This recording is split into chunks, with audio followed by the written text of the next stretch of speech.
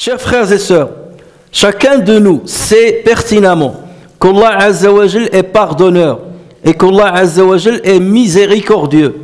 Chacun de nous sait pertinemment que la porte de la repentance, du repentir est toujours ouverte tant que l'être humain ne se trouve pas dans son dernier râle, tant que l'être humain, sa mort n'est pas encore imminente. Mais la repentance sincère, le repentir sincère nécessite quelques conditions, nécessite la réalisation de quelques conditions afin qu'il soit agréé par Allah tabaraka wa ta'ala. D'abord, il faut arrêter de commettre le péché, il faut regretter amèrement l'accomplissement de ce péché, il faut avoir la certitude et l'engagement de ne pas revenir au péché et il faut régler le litige ou bien l'injustice qu'on a commis contre quelqu'un d'autre. Mais la condition la plus importante de ces 4 conditions, c'est le fait de regretter le péché. Regretter d'avoir commis le péché. Et à ce propos, l'imam Ibn al-Qayyim al-Jawziyya rahimahullah dit, certes, le regret est le plus important, de loin le plus important des conditions de la repentance, et sans lequel la repentance ne peut pas être sincère et ne peut même pas avoir lieu. Parce que si le serviteur ne regrette pas son péché, c'est qu'il ne le reconnaît pas. S'il ne le regrette pas, c'est qu'il ne le reconnaît pas. Et s'il ne le reconnaît pas, comment peut-il demander à Allah Azza wa Jal de le lui pardonner? Parce qu'à la base, il ne le reconnaît pas et il ne le regrette pas. Donc, c'est absurde de demander à Allah Azza wa Jal, pardonne-moi tel ou tel autre péché si on ne regrette pas le fait de l'avoir accompli. Et ce qu'il faut savoir, c'est que regretter un péché, c'est une opération qui a un rapport avec le cœur et non pas avec le corps. Et seul Allah Azza wa Jal sait ce qu'il y a dans le cœur de chacun. Lorsque l'un de nous s'adresse à Allah Azza wa Jal avec une invocation, avec une supplication dans laquelle il lui demande de lui pardonner les péchés. Tout dépend de ce qu'il ressent pendant cette invocation. Combien de personnes invoquent Allah Azza wa Jal à chaque prière, à chaque instant, en répétant d'une manière mécanique certaines formulations de supplication qu'on a appris par cœur et dans lesquelles on va dire Rabbi inni zalamtu nafsi zulman kathira, Seigneur, j'ai commis du tort à moi-même, énormément de tort, alors pardonne-moi mes péchés. Mais on répète ces phrases-là et on les répète d'une manière mécanique. Et pendant ce moment où on invoque Allah Azza wa Jal, le cœur est satisfait de ce qu'il est. La personne est satisfaite de ce qu'elle est. Et il n'a aucun regret sur ce qu'elle commet comme péché ou sur l'insouciance dans laquelle il est constamment plongé. Et donc c'est par là qu'il faut commencer. Lorsqu'Allah tabaraka wa ta'ala nous dit dans le Coran, s'adressant aux croyants, Ya ayyuhalladhina amanu tubu ila Allahi tawbatan nasuha. Ô vous qui avez cru, repentez-vous à Allah d'un repentir sincère. Il se peut que votre Seigneur vous efface vos fautes et qu'il vous fasse entrer dans des jardins sous lesquels coulent les ruisseaux. Lorsqu'Allah Azza wa Jal dit ce qui signifie et repentez-vous tous devant Allah, ô croyants, afin que vous récoltiez le succès. Ici, il s'adresse à tous les croyants. Et repentez-vous tous, tout le monde est concerné par le repentir.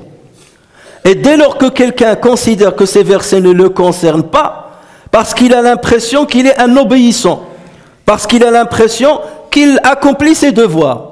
Il te dit, j'accomplis mes prières, je jeûne le mois du Ramadan, je ne commets pas des grands péchés, donc j'ai aucun problème en fait avec Allah Azza wa Jal, j'ai aucun problème avec moi-même. Donc à partir de ce moment, il est satisfait de lui. Et s'il est dans sa tête à d'âme, et cet état d'esprit, il ne peut aucunement solliciter Allah Azza wa Jal avec sincérité pour lui demander de pardonner un péché. Parce qu'à la base, il ne reconnaît pas être pécheur. À la base, il ne reconnaît pas être insouciant.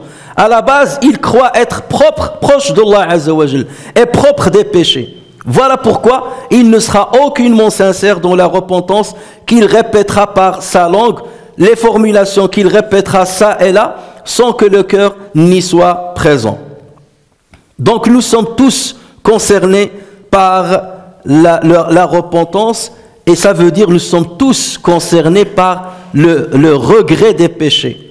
Nous sommes tous concernés par le fait de ne jamais être satisfaits de nous-mêmes. Parce que dès lors que tu es satisfait de toi, c'est que tu considères que tu es complet, ou que tu te rapproches de la complétude. Et à partir de là, tu ne verras pas réellement de raison pour demander à Allah Azza wa Jal de te pardonner. Et c'est le sens d'une sagesse qui a été dite par un savant, dans laquelle il dit: la source de toute transgression, de toute insouciance et de tout désir, ce sont nos trois ennemis. La source de toute transgression, de toute insouciance et de tout désir réside en la satisfaction que tu peux avoir de ta personne. Et la source de toute obéissance, de tout éveil et de toute tempérance réside en ta satisfaction par rapport à elle. Donc quelque part, la source de tout égarement ou de tout égarement potentiel, c'est le fait d'être satisfait de toi-même. Et dès lors que tu n'es pas satisfait de toi-même, c'est que tu es dans une démarche positive de reconnaître que tu es faible, de reconnaître que tu n'es pas parfait, et à partir de là, tu peux t'adresser à Allah Azza wa Jal avec sincérité pour lui demander de purifier de tes péchés et pour lui demander de te faire améliorer dans ta religiosité. Chers frères et sœurs, cette hikmah que nous venons de citer, qui dit que la source de toute transgression, de toute insouciance et de tout désir réside dans la satisfaction que tu peux avoir de toi-même. Cette hikmah est confirmée par une parole du prophète sallallahu alayhi wa sallam qui a été rapportée par Al-Bazzar, par Tabarani, par Abu Nu'aym et par Al-Bayhaqi, et dans laquelle le prophète sallallahu alayhi wa sallam dit: trois choses conduisent à la perdition. Trois choses, si elles sont en toi, ils vont forcément te conduire à ta perte. Trois choses conduisent à la perte: une avarice à laquelle on obéit, une passion que l'on suit, et le fait que la personne soit satisfaite d'elle-même. Et que le fait que la personne soit satisfaite d'elle-même. Et c'est là où la question se pose. Comment le fait d'être satisfait de soi peut conduire à ma perdition? Comment ceci peut-il arriver? Ce qu'il faut savoir, et nous le savons, c'est que Allah Azza wa Jal a créé en nous une nafs. Et cette nafs-là, elle peut avoir plusieurs traductions selon le contexte dans lequel on la cite. On cite ce nom-là, ce terme-là, an-nafs. Allah Azza wa Jal nous dit dans le Coran: wa nafsin wa ma sawaha fa alhamaha fujuraha wa taqwaha. Et par l'âme, et par an-nafs, et celui qui l'a façonné, il lui a donné le fujur, donc il lui a donné sa perversité, ou ce qui peut la conduire à la perversité, et il lui a donné son côté craintif, taqwaha, la crainte révérentielle. Autrement dit, dans le nafs qu'Allah Azza wa Jal a mis en nous, il y a ces deux tendances. Et nous devons normalement conduire notre nafs vers le khayr, vers l'obéissance d'Allah Azza wa Jal, vers la crainte d'Allah Azza wa Jal, et non vers la perversité. Cette nafs-là, elle a deux conducteurs potentiels. Soit elle va être conduite par la raison, soit elle va être conduite par la passion. Et vous savez très bien que lorsqu'on conduit un véhicule, on ne peut pas être deux chauffeurs à la fois. Lorsqu'un chauffeur prend le guidon, ou il prend le volant, l'autre ne peut pas le prendre. Et ça se passe exactement, c'est ce qui se passe exactement avec notre nafs, avec notre ego. Donc soit tu vas céder les rênes à ta sagesse, à ta raison, et lorsqu'on parle ici de la raison, on parle d'une raison équilibrée, une raison qui se nourrit et qui puise sa sagesse de la révélation divine, de la législation religieuse, de l'observation, de la contemplation et de la méditation qu'il fait en ce qui concerne les règles qui régissent la vie de l'être humain. Tu fais travailler ta raison, tu regardes comment les gens vivent, tu regardes l'issue des bons, l'issue des mauvais, et tu tires des conclusions et des leçons à travers ta méditation. Et à partir de là, tu vas avoir une raison équilibrée, une raison qui va forcément prendre les rênes et le pouvoir sur ton nafs, et dans ce cas-là, elle va la guider vers tout ce qui est bien pour toi et tout ce qui agrée à Allah Azza wa Jal.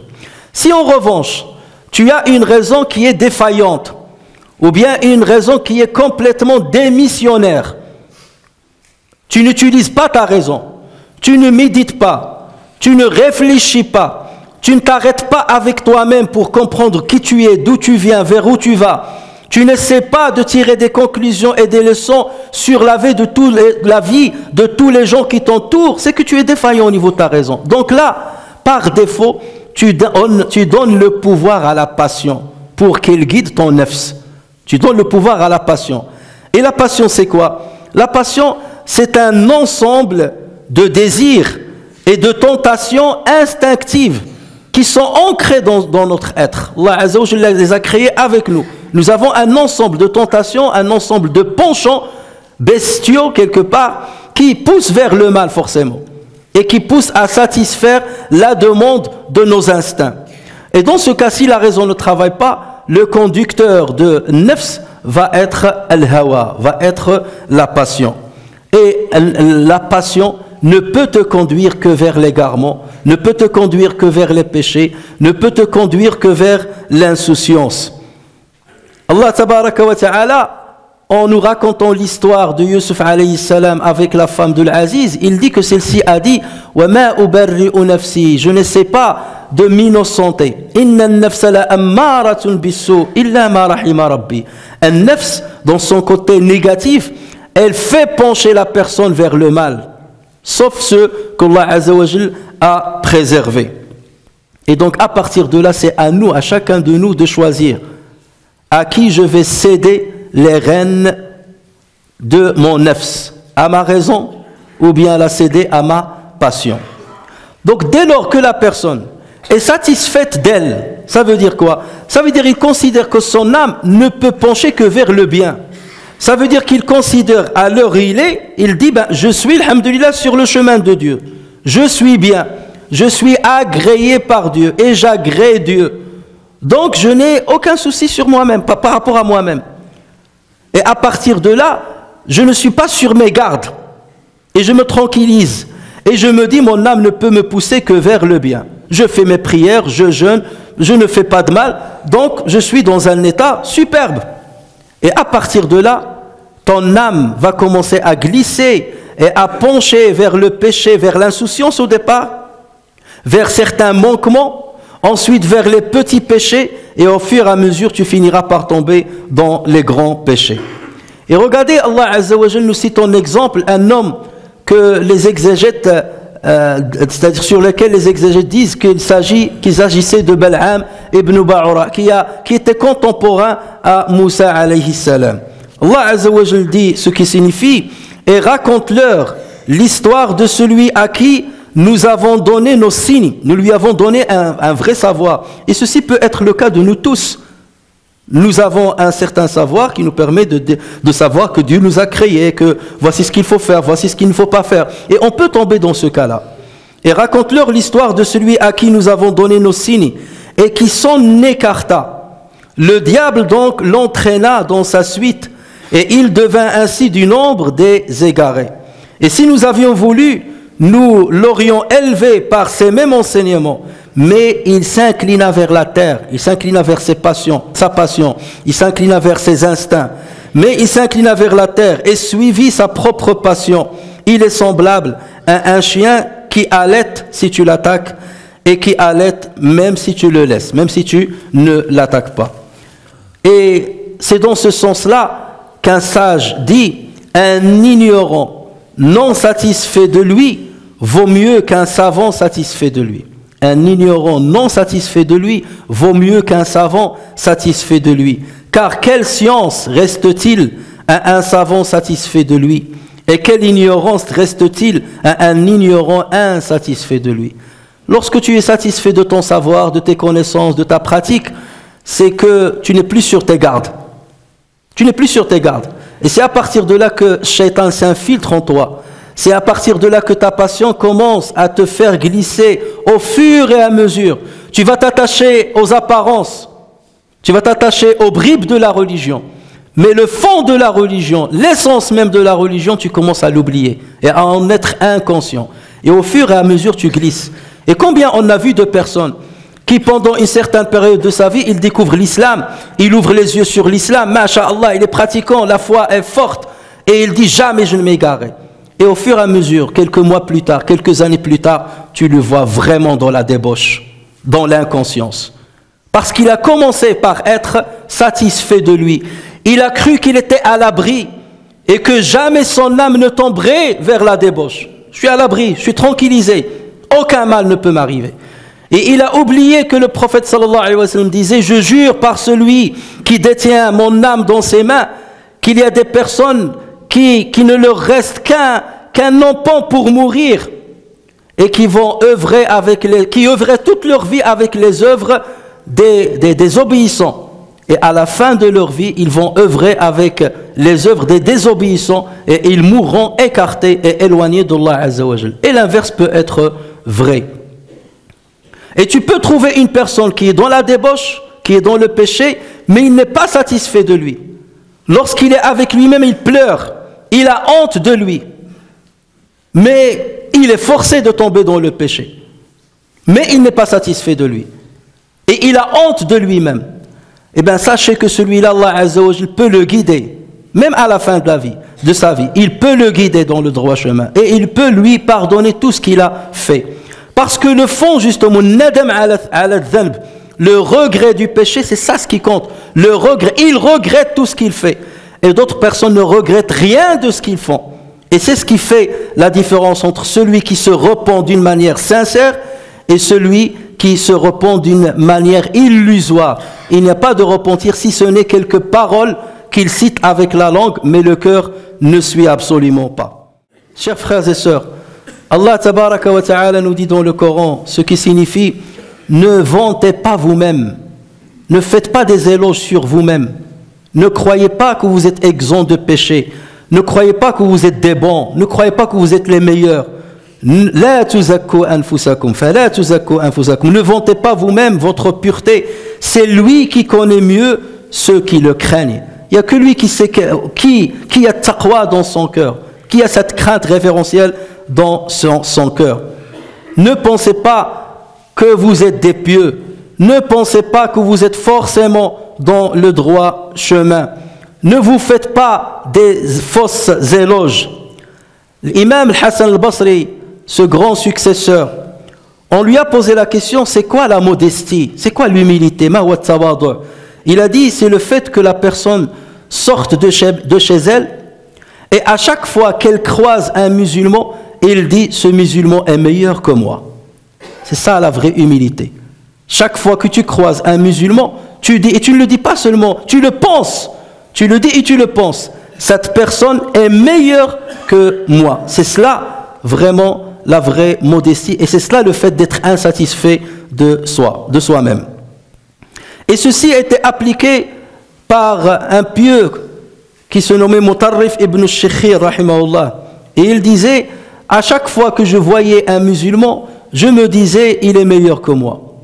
S'il est plus âgé que moi, je dis avec moi-même, il est dans l'obéissance depuis plus longtemps que moi. Il est plus vieux que moi, donc forcément il est dans l'obéissance depuis longtemps, plus que moi. Et s'il est plus jeune que moi, je me dis, j'ai commis plus de péchés que lui, parce que je suis plus âgé que lui. Donc quel que soit l'âge de celui que je croise, je considère que je suis moins bon que lui et qu'il est meilleur que moi. Bakr ibn Abdillah al-Muzani, rahimahullah, il a accompli le pèlerinage et il était dans la station de Arafat. Et nous savons très bien que le jour de Arafat, Allah Azza wa Jal répond à ceux qui le sollicitent, aux pèlerins qui le sollicitent. S'il y a un jour où Allah Azza wa Jal purifie les péchés des gens, s'il y a un jour où Allah Azza wa Jal il agrée les œuvres de certaines personnes des croyants, c'est bel et bien pendant le jour de Arafat, les pèlerins qui sont dans la station de Arafat. Et lui, lorsqu'il a vu les gens en train d'invoquer Allah Azza wa Jal, et il s'est rappelé de tous les hadiths dans lesquels le prophète sallallahu alayhi wa sallam vante le jour de Arafat et vante le mérite des pèlerins qui invoquent Allah Azza wa Jal en ce jour, il a dit, Allah Azza wa Jal aurait pardonné à tous ceux qui sont sur Arafat si je n'étais pas parmi eux. Allah aurait pardonné à tous ceux qui sont ici à Arafat si je n'étais pas parmi eux. Ça veut dire qu'il se peut qu'à cause de moi, Allah Azza wa Jal ne pardonne pas à ces personnes. Regardez comment il sous-estime sa personne et comment il remet en cause ce qu'il fait. Et c'est cette modestie que chacun de nous doit avoir avec lui-même. Muhammad ibn Wasi' rahimahullah disait, si les péchés avaient une odeur, personne ne peut s'asseoir à mes côtés. Si les péchés avaient une odeur, une mauvaise odeur, personne n'oserait s'asseoir à côté de moi. Là, au contraire, tu trouves la personne, tu dis, il faut suivre ma voie si tu veux être guidé ou être sauvé le jour du jugement. Suis ma voie, suis mon opinion, suis ma philosophie, suis ma vision. Regardez les pieux ce qu'ils disaient. Ja'far ibn Zayd rapporte qu'il a vu Sila ibn Hashim. Sila ibn Hashim était parmi les élèves de Abdullah ibn Abbas. Et il a été éduqué par Abdullah ibn Abbas, radiyallahu anhuma. Donc il a dit, je l'ai surveillé et je l'ai vu veiller toute une nuit. Pendant toute la nuit, il n'a pas arrêté de prier. Il n'a pas arrêté de lire le Coran, d'invoquer Allah Azza wa Jal. Et une fois l'aube s'est rapprochée, il s'est assis et il a commencé à faire des éloges sur Allah Azza wa Jal que je n'ai jamais entendu auparavant. Des phrases et des formules extraordinaires que j'ai jamais entendues de mes oreilles. Et à la fin, il a dit, Seigneur, je te demande de me protéger de l'enfer. Je te demande de m'épargner l'enfer. Parce que quelqu'un aussi petit que moi n'oserait jamais te demander de le faire entrer au paradis. Seigneur, je te demande de me faire éviter l'enfer parce que quelqu'un aussi petit que moi n'oserait jamais te demander d'entrer au paradis. Certes, normalement, lorsqu'on invoque Allah Azza wa Jal, il faut demander le paradis, demander même le Firdaus, bien entendu. Mais le contexte dans lequel il était et l'état qu'il avait en ce moment où il a dit cette invocation était un état d'insatisfaction sur lui-même. D'insatisfaction sur lui-même. C'est ce qui l'a poussé à dire cette phrase-là. Comment oserais-je demander à Allah Azza wa Jal le paradis alors que je suis ce que je suis?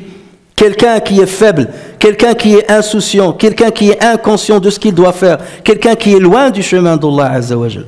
C'est à partir du moment qu'on reconnaît une maladie qu'on peut s'engager dans sa guérison. Et quelqu'un qui ne reconnaît jamais qu'il est malade ou qu'il est défaillant, jamais il ne s'engagerait dans la voie de la guérison. C'est à partir du moment qu'on est insatisfait de nous-mêmes et qu'on ne surestime pas les adorations qu'on accomplit, qu'on accomplira une vraie repentance, une repentance sincère. Et c'est en ce moment-là qu'on demandera à Allah Azza wa Jal de nous pardonner, mais on le fera d'une manière véridique, On ne fera pas semblant de demander pardon à Allah Azza wa Jal. On lui demandera pardon avec vérité et avec sincérité.